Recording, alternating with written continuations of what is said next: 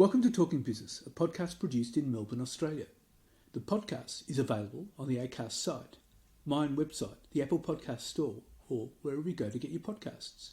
Or you can get it at the Business Acumen website at www.businessacumen.biz.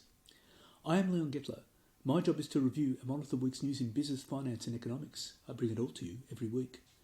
This is episode number 27 in our series for 2022, and today's date is Friday, August the 5th. First, I'll be talking to James Brown, CEO of Smart Communications, a leading technology company that helps businesses engage in more meaningful customer conversations. Smart works with top Australian government agencies and highly regulated companies, and James can discuss the current customer experience landscape he's seeing in the country. And I'll be talking to economist Nicholas Gruen. But now, let's talk to James Brown. Now, James, tell me, what work is Smart Communications helping business engage in meaningful customer conversations? And what kind of work is it doing with the Australian government agencies and companies? We essentially work with, major regulated companies here in Australia and around the world and government agencies to really transform the customer experience and citizen experience. Fundamentally, what we do is create conversational communications. So we sit at that intersection with great customer experience. And I guess we believe that the communications that government agencies or regulated businesses have with their customers are conversations. And if they're really great conversations, that drives much better engagement, much better loyalty, much better citizen satisfaction. So it's things like that that we're fundamentally involved in. So we'll work with everything from superannuation providers through to insurance companies, government agencies and banks. So it's a range of different sectors, but they're all heavily regulated, and I think that's one of the key things that links our experience together. So how do you actually do it? I mean, what's the technology that you use? So we're a full multi-tenant SaaS platform, and what we do is, and we think about this as the conversation cloud. So essentially, that provides components which collect and enrich sources of data within those organizations. So we can transform what were static forms-based PDF processes for data collection, transform those into adaptive interviews. So we do that by connecting to sources of systems of record and then augmenting the data by asking the right questions of the citizen or consumer. We've got a very powerful customer communications platform, CCM platform, which is a multi-tenant SaaS platform, which creates really highly personalized conversational two-way communications at amazing scale. So, for example, we're working with an Australian insurer, and we provide about 400 million communications for them every year. Within our platform, we can manage collaboration. So if we need to negotiate a document, we can do that. That often happens with investment banking use cases. Finally, we have a coordinate capability. So that brings everything together and allows our customers to coordinate that customer experience and trigger certain interactions when they're needed. So I would imagine it would have a lot of AI. Would that be right? Yeah, we do use quite a bit of AI, and we plug into third-party AI providers. Quite a lot of what we do AI natively is things like sentiment analysis to make sure that when we are creating, or our customers are creating communications, they're creating communications that are appropriate for context of that communication. So AI assists users to do that effectively. And also, we use things like readability scoring to help make sure that those communications are not only appropriate, but they're easily understood by customers. A lot of our customers will use AI around the analytics with all the data that we create, things like the right next action that they may want to use for those customers. What's the customer exchange landscape like in Australia compared to overseas? I think we're seeing similar trends globally. So this idea that what our customers are trying to do is this has been accelerated through the COVID period, is really create very deep and meaningful customer experiences. So this idea that we are changing, the world is changing what were, particularly in regulated industries, often very standardized one-way communications into genuinely two-way interactions, I think is something we're seeing globally. I think one of the trends here that we're very aware of, and you are as well, obviously, is that many citizens and consumers don't compare their banking or government agency experience with another bank or another government agency. They compare it with Amazon or whatever the best digital experience they're getting with their, across the spectrum of engagement that they have. I'd say in Australia, we've seen over the last few years very rapid adoption of cloud technology in these sectors. We as a business have invested in IRAP certification so that we can make sure that we allow government agencies to host our technology in the cloud as well. So that move to cloud has been pretty rapid here. And I think, again, the whole move to really great customer experience and citizen experience is something we're seeing happening very quickly in this market. Well, are there particular sectors that would be more engaged in customer exchange? I would imagine banks would have quite a keen interest in it. Absolutely. I mean, we work with the 9 largest banks in Australia, 3 of the 4 top insurers, about 50 government agencies. So where we work really effectively is that intersection of really deep customer and citizen engagement and regulatory complexity. So we manage to create great customer experiences for complex, highly regulated environments.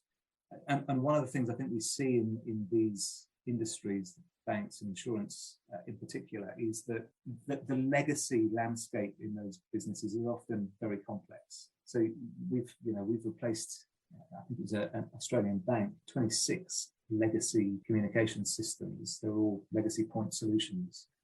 And that sort of complexity introduces a lot of risk because, if you're in a regulated environment, you really want one place where you go to control the language around key regulated documents. If you have 26 point solutions, that is complex and a problem. So I think one of the trends we're seeing here in Australia is really trying to look at this as an enterprise-wide capability to get rid of that complexity and get rid of that compliance risk and really focus on an enterprise platform that can manage a lot of those challenges really simply within one platform. Now, why did Smart Communications target IntelliDocs, and what will IntelliDocs do for Smart Communications and vice versa? Yeah, so we acquired that business in mid-2019, Canberra-based business, really very innovative technology. And again, I referred earlier on to the Conversation Cloud, which is this collect, communicate, collaborate, coordinate capability. IntelliDocs, we've now rebranded it Smart IQ, provides that collect capability. So what that platform allows us to do is to create these adaptive, intelligent interviews. So we're replacing static forms-based processes with these adaptive interviews. So fundamentally what we're doing here is, the philosophy is, you as a business or a government agency should never ask a consumer or citizen a question that you should know the answer to. So if I interact with you, maybe you're making a claim, I should be able to create an adaptive interview which fills in the blanks for me. But I already know that Leon has had an accident. I already know that you're a policyholder. I know your cover because I've connected this interview to the data I hold.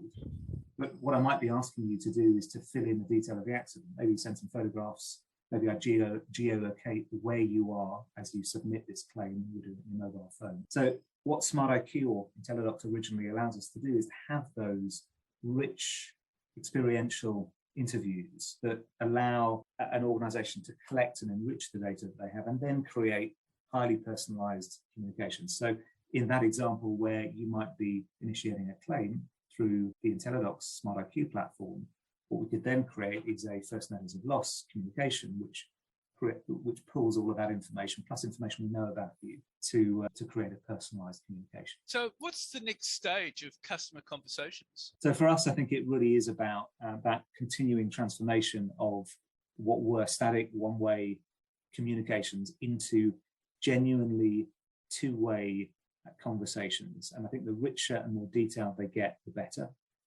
So we are very focused on building out this conversation cloud, which allows organizations to really look at the conversation as an enterprise-wide challenge and deal with it with an enterprise-wide solution. So, if you look across all of the major industries and government bodies that we work with, complete transformation of that forms process to turn those into conversational interviews, really rich omni-channel two-way conversational communications, and then journeys for the customer that are completely orchestrated, so we can lead a customer easily through a pathway from start to finish, and really deliver amazing customer experiences. We believe that a conversation is one of the best ways to deliver a great customer experience.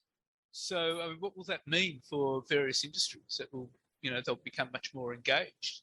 I think so. Yeah. I mean, I think that, again, if you look at all of these regulated industries, they need to be operating from a customer engagement, customer experience point of view at the same level as the very best digital brands that are out there. So their competition is not the next bank or the next insurer. Their competition is Amazon, Domino's, Deliveroo, whatever it is that provides a great customer experience. That's the benchmark now that we think our customers are shooting for. So, whilst clearly they have a very different offering, consumers and citizens expect that standard of, really intelligent digital customer engagement. Final question. I would imagine that would do a lot for the areas of trust, which would be particularly important for banks, financial services, and government agencies. I think trust is the key word. What we're trying to do, and if I think about the brands that I trust, they're ones that know me, and they demonstrate that they know me through the interactions that I have with them, and they consistently get it right. So I think it really is very important that in these very regulated sectors, that we don't damage trust by asking questions that we should know the answer to, or frustrating customers with call center waits that aren't necessary. I think that, again, in a regulated industry, creating trust through really knowing the consumer and having very specific, personalized conversations with that consumer or citizen is fundamental. So I think that word is the right one, Leon. Well, James, thank you very much for your time. Appreciate it very much. Thank you. It's been a real pleasure. And now let's talk to economist Nicholas Gurion. Well, Nicholas, you recently circulated a newsletter with an article in it called "The Sex Scandal That Sent Income Inequality Soaring." How so, and how can a sex scandal send inequality soaring? So the article is fundamentally about the. It sounds a bit esoteric, but it's about the US Congress Ways and Means Committee. And in 1975, the chairman of that committee was managed to get himself involved in a sex scandal and departed the scene. Now, the significance of this is that from about 1970-71 through to 1975, these committees of the Congress were held in secret.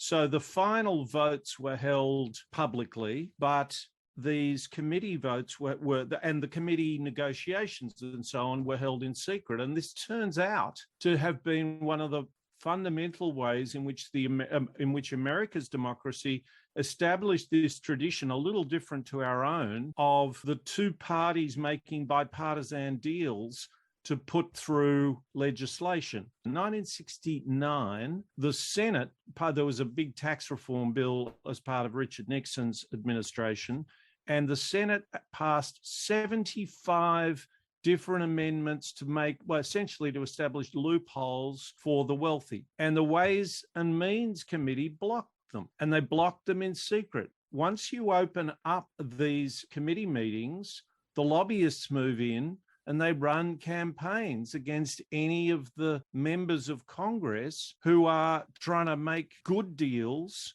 because they can always run a misinformation campaign about how they're really selling out their constituencies. And this is one of the ways in which, for instance, the NRA works. So if anybody breaks ranks with the NRA and says something as mild as there should be background checks, the NRA run campaigns against those individual Congress people and get them chucked out. So it's a very powerful, it turns out that transparency is transparency to everyone, and it's transparency to the most powerful.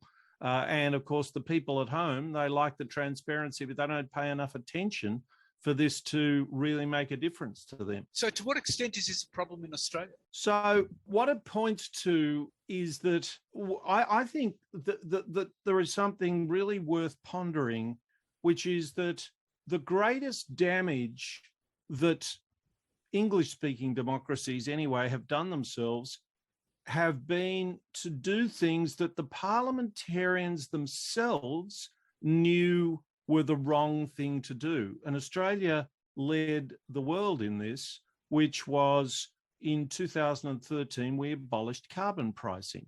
Now, almost all the parliamentarians that voted for the abolition of carbon pricing knew that it was a dumb thing to do, but it made sense from a party political point of view. So if something was possible, which in turns out I've now learned was possible in the Italian parliament, which is that after you have a public vote, a certain number of people can also call for a confirmatory private vote, then that, I think it's very unlikely that Tony Abbott would have been able to get that through. So I don't think we need, well, that's transparency about how people vote. There's no lack of transparency about the proceedings. So it's just interesting to think that all these things are, that there might be little hacks we can make, little changes we can make that could have a big difference. So all of this obviously affected Australia's capacity to deal with climate change. Exactly. Well, it basically led to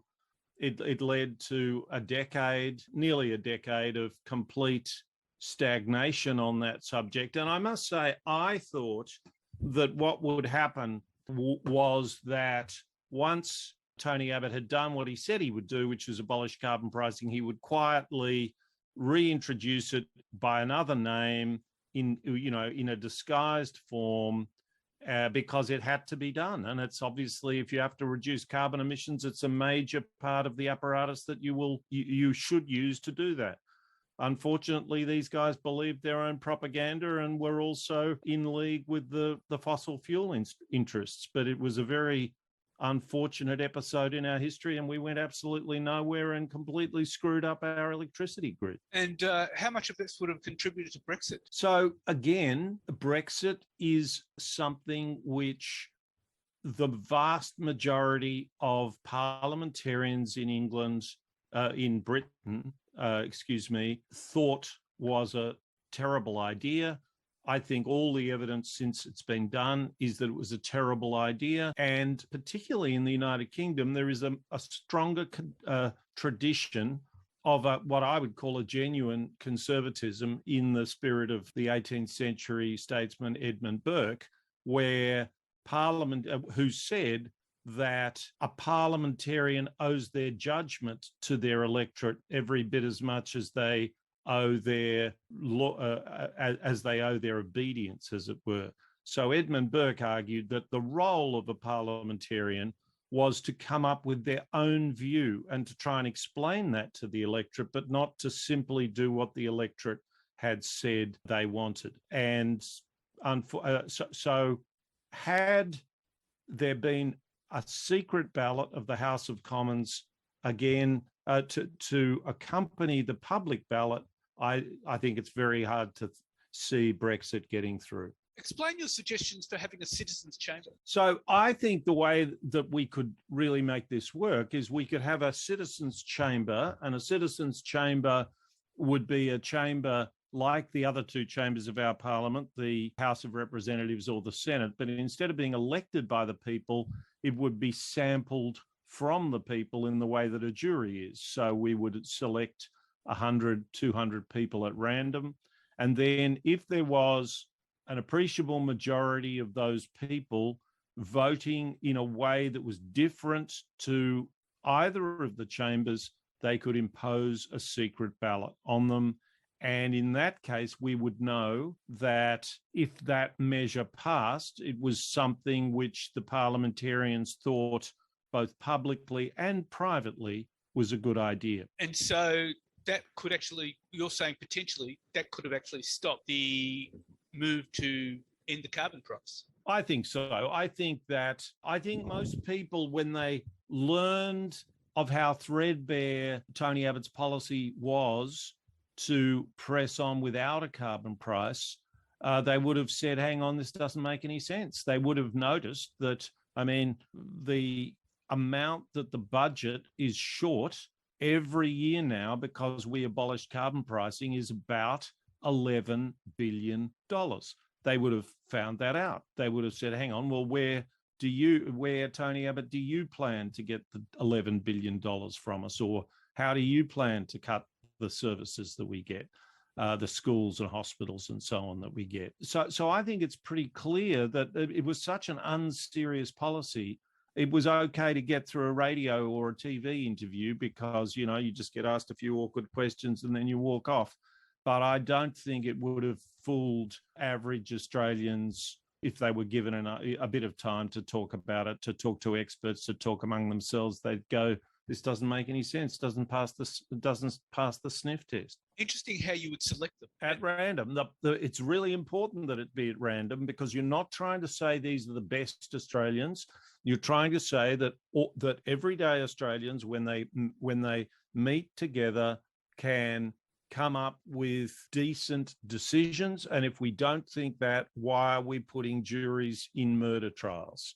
We have a lot of faith in our own capacity to come up with sensible decisions if we're not in the circus, the media circus that we put on. And all the evidence is that we make very good decisions in that much calmer, more patient atmosphere. We explore other people's views. We learn about other people's views. We don't anathematize them. We don't say that they're obviously evil or stupid and we're clever and wise. We listen to each other. We search for compromise, and we come up with a common sense solution very, very regularly. It would be fascinating to see how this group of random people would be selected, either by Parliament or by the Australian Electoral Commission. Well, at random. So, but Parliament, if Parliament wants to, nobody, I mean, this is one of the things that the Athenians, who used this method a great deal, said that the gods chose the people. They just comes out of it's like Tats Lotto night. And that's how we choose juries. And we're very comfortable with that. And any other method people will bring their own biases, and they'll, I don't have any animus towards the people who vote for Pauline Hanson. I don't think she's certainly not my favourite politician, but those are people with a relatively, with fair bit less education than your average people. And that's, and I want them to feel as included as anyone else. And I think a lot of those people, they kind of want an even break, and they should be listened to and talked with, and they'll, and compromised with. That's what people do. That's what they're looking for. And our system, our sort of bread and circuses system of politics, denies them of that, and people hate it. And they really voted against it at the last election, I think. Certainly did. And Nicholas Green, thank you very much for your time.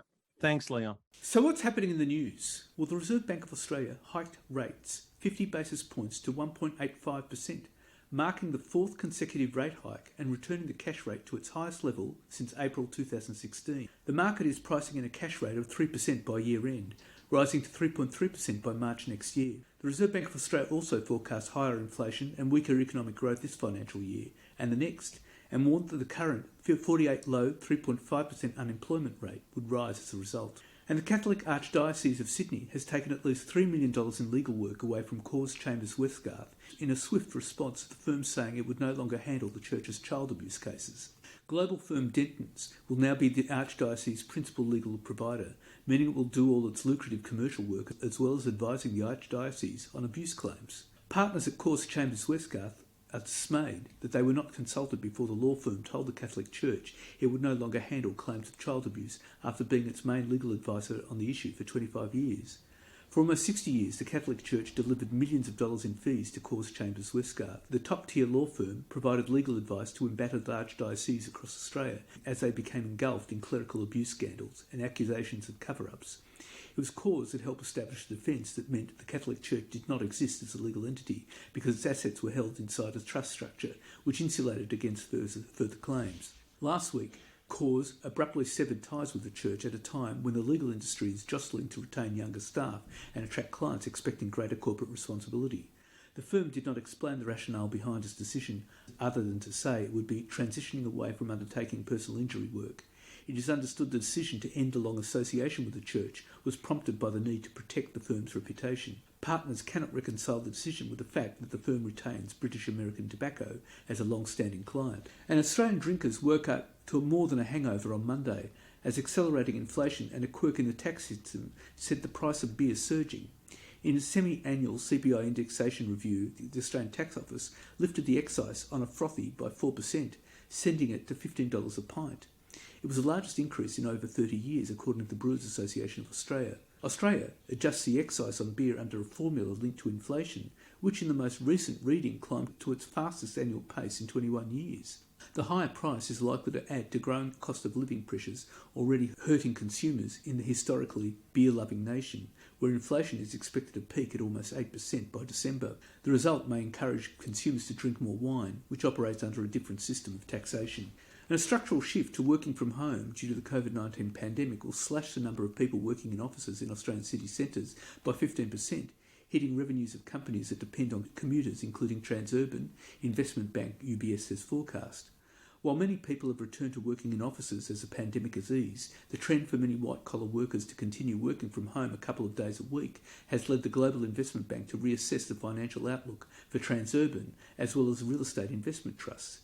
This is based on analysis that white-collar workers, including both full-time and part-time, will only spend an average of 3.6 days a week in the office in the future, compared with 4.2 days a week previously. An Australian Securities and Investments Commission Deputy Chair, Karen Chester, said the regulator had released an information sheet to ensure that people were aware of their legal obligations because we're watching.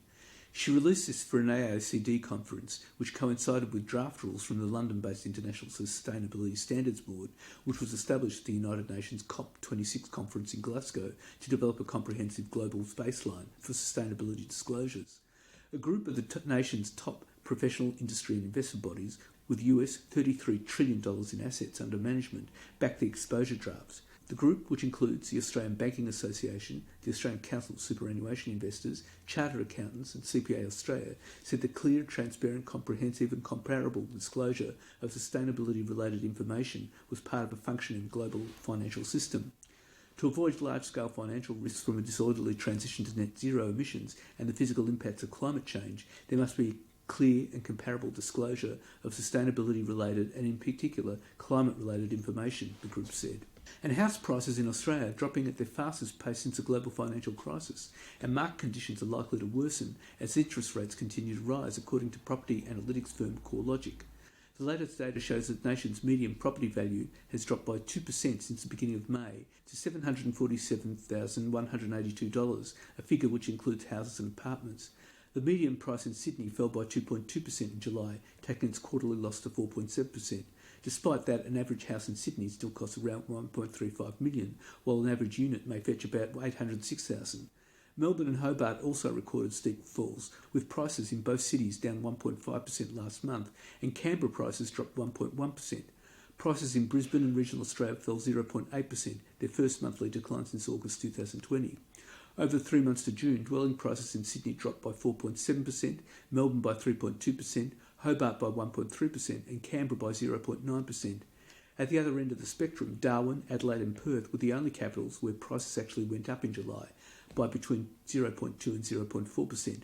However, it has been a sharp slowdown since May, when the Reserve Bank began to aggressively lift the cash rate from its record low levels. And housing prices in Australia are predicted to drop significantly over the next 18 months, with some areas expected to fall by as much as 15%.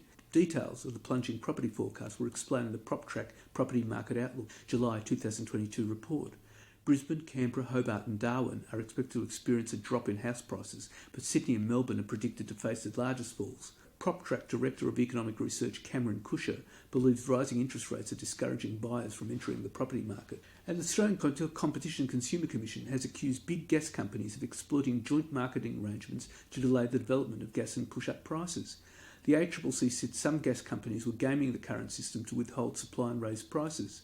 The gas industry said joint marketing, especially some big consortiums, helped share the cost of exploration and production. But the ACCC said the arrangement could lead to anti-competitive behaviour, raising concerns under a number of provisions in Part 4 of the Competition Consumer Act. The consortiums include joint ventures between APLNG, incorporated joint venture between ConocoPhillips 47.5%, Origin Energy 27.5%, and Sinopec 25%. QCLNG, a joint venture between Shell 73.75%, KNOOC 25%, and Tokyo Gas 1.25%. GLNG, a joint venture between Santos 30% and Petronas 27.5%, Total 27.5% and Kogas 15%, and Arrow, an incorporated joint venture between Shell 50% and PetroChina 50%. And the Albanese government will seize upon an Australian Competition Consumer Report warning of a looming economy-damaging shortfall of gas to force the nation's biggest exporters to divert supplies into the domestic market.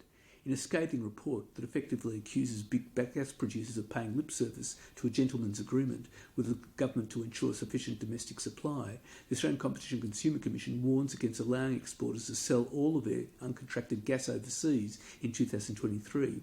The ACCC predicts the East Coast gas market will suffer a shortfall of 56 petajoules, equivalent to about 10% of next year's forecast demand for 571 petajoules, which is expected to absorb 29% of next year's total production. The ACCC cautioned that fast rising gas prices could increase even further and force some manufacturers out of business.